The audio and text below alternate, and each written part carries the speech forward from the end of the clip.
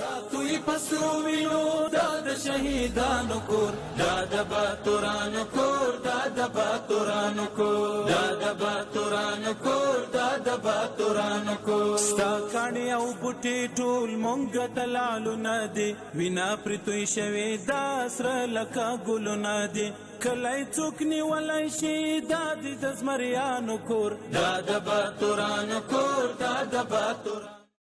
د لغمان ملي ټلویزیون ډیرو درنو لیدونکو د نن شپې خبري ټولګې ته ښه راغلاست. نن دوشنبه د 1615 هجري شمسي کال د سور میاشتې 28مه چې د 1640 هجري قمري کال د ذوالحجة الحرام میاشتې له لومړۍ او د 2026 میلادي کال د می میاشتې له 13مې نیټې سره سمون لري. قدرمنو لیدونکو، تاسو تر دې مهاله د افغانستان ملي ټلویزیون د بیلابیلو خپرونو لیدونکي وئ. اوس هم پام وکړئ د لغمان ملي ټلویزیون سیمه ییزو خپرونو ته په پیل کې هم خبرونه. زه هدایت الله دانش یم. بسم الله الرحمن الرحیم.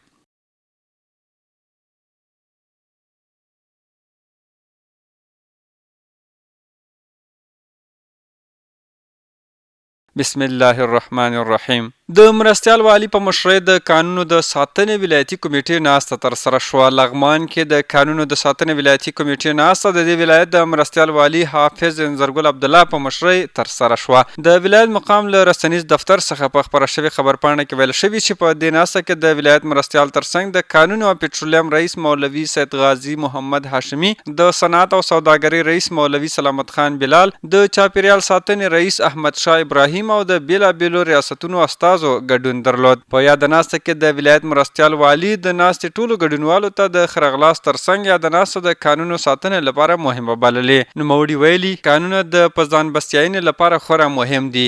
باید کلکه ساتنه وشي ترڅو خلک یې په غیر قانوني ډول استخراج نه کړي. د خبرپاڼې له مخې مرستیال والی زیاته کړې چې د ټولو ادارو مسؤلین او کارکوونکي دې د خپل نظام ښه تصویر وړاندې کړي، د خلکو ستونزې دې ورحل کړي، کارونه دې په وخت ورخلاص کړي او د کمیټې له غړو یې غوښتي چې د غیر قانوني کان کیندونکو د مخنیوي په موخه د ولسوالیو ته سفرونه وکړي. هلته د له ولسوالانو او د سیمې اوسیدونکو سره ناستې وکړي ترڅو خلک غیر قانوني کان کیندنه ونه کړي. په ورته وخت کې د لغمان د قانونو او پټرولیم ریاست رئیس مولوي سید غازي محمد هاشمي د غیر قانوني کان کیندنې په اړه د ناستې ګډونوالو ته معلومات وړاندې کړي او ویلي دي چې د معدنونو د پیاوړتیا په برخه کې د نظام مسؤلین او د سیمې اوسیدونکو لاسونه سره ورکړي ترڅو نظام په پښو ودرېږي او شته نیمګړتیا همدې معدنونو پوره شي. په ورته مهال په یاد ناسته کې ګډونوالو د قانونو د ساتنې په اړه مختلف نظرونه وړاندې کړي او د چارو د لا ښه ترسروي په موخه یو شمېر تصمیمونه نیول شوي دي. د امنیه قمندانۍ د دعوت او ارشاد مدیریت له لوري په ولسوالیو او امنیتي حوزو کې د شکایتونو صندوقونه نصب شوي. د لغمان امنیه قمندانۍ د دعوت او ارشاد مدیریت له لوري په ولسوالیو او امنیتي حوزو کې د خلکو د ستونزو وړاندیزونو او شکایتونو د اورېدو په موخه د شکایتونو ځانګړي صندوقونه نصب شوي. د امنیه قمندانۍ رسنیز دفتر د خبرپاڼې له مخې یاد اقدام د ولس او پولیسو ترمنځ د باور د پیاوړتیا، شفافیت رامنځته کولو او د خلکو شکایتونو ته د پر وخت رسیدنې په هدف ترسره شوی ترڅو هیوادوال وکولی شي خپلې ستونزې وړاندیزونه په اسانه توګه له مسؤلینو سره شریک کړي. په خبرپاڼه کې د مسؤلینو په حواله ویل شوي چې د شکایتونو صندوق به په منظم ډول ارزول کیږي او د خلکو ثبت شوي شکایتونه، غوښتنې او وړاندیزونه به د اصولو له مخې تعقیبېږي ترڅو اړوندو ستونزو ته پر وخت رسیدنه وشي او د ولس رضایت ترلاسه شي. په خبرپاڼه کې زیاته شوي همداراز د دعوت او ارشاد مدیریت د ولسي پولیسو 119 مدیریت مسؤلینو له خلکو غوښتي چې د اصلاحاتو، همکارۍ او امنیتي چارو د لا ښه والي په موخه خپل رغند د نظرونه او شکایتونه له مسؤلینو سره شریک کړي، ځکه د ولس همکاري د سالم نظام او غوره امنیتي خدمتونو بنسټ ګڼل کیږي. په ورته وخت کې د امنیه قمندانۍ د دعوت او ارشاد مدیریت مسؤلینو ویلي چې ورته پروګرام به د لغمان ولایت په ټولو ولسوالیو او امنیتي حوزو کې عملي شي ترڅو د خلکو او امنیتي ارګانونو ترمنځ همغږي او متقابل باور لا پیاوړی شي. د اقتصاد رئیس په لارښوونه د یو شمېر فعالیت کوونکو مؤسساتو مسؤلینو سره د همغږۍ ناسته ترسره شوه. د لغمان اقتصاد ریاست له لوري په خپره شوې خبرپاڼه کې راغلي چې د یاد ریاست رئیس مولوي عطاالرحمن فاتح په لارښوونه د همدې ریاست د انکشافي چارو د تنظیم امیر خلیل الرحمن صدیقي د یو شمېر مؤسسو له مسؤلینو سره د همغږۍ ناسته ترسره کړې. د خبرپاڼې له مخې د یادې ناستې موخې د مؤسساتو ترمنځ د لا ښې همغږۍ رامنځته کول، د پروژو د تطبیق بهیر ارزونه،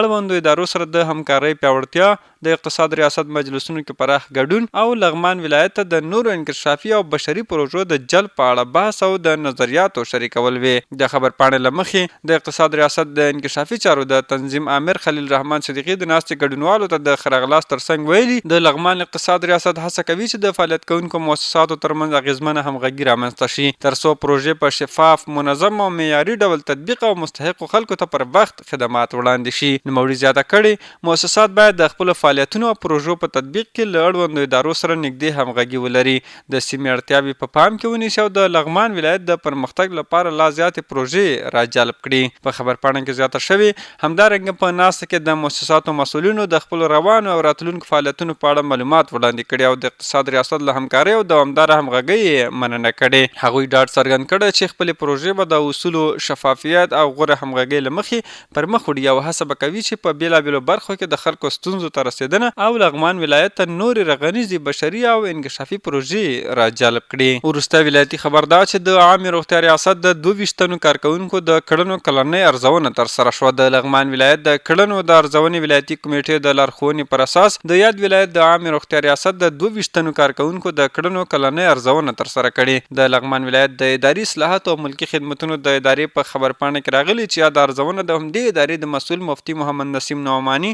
د ولایت مقام د کارکوونکو چارو امریت اړوند د کړنو د ارزونې مدیر نصیب الرحمن جهاندوست، د عامې روغتیا ریاست د کارکوونکو چارو مدیر رحیم الله موساخیل او د کارکوونکو د مستقیمو امرینو په حضور کې ترسره شوې. په خبرپاڼه کې راغلي په دغه ارزونه کې د یادو 22 تنو کارکوونکو د دندو لایحې، کلني کاري پلانونه، د اجرااتو کلني راپورونه او د کلنۍ ارزونې فورمې تر تحلیل او څېړنې وروسته د ارزونې ولایتي کمیټې له لوري عالي ارزول شوي او د عامې روغتیا ریاست د کارکوونکو چارو مدیر ته د پاتې اجرااتو په موخه سپارل شوي دي.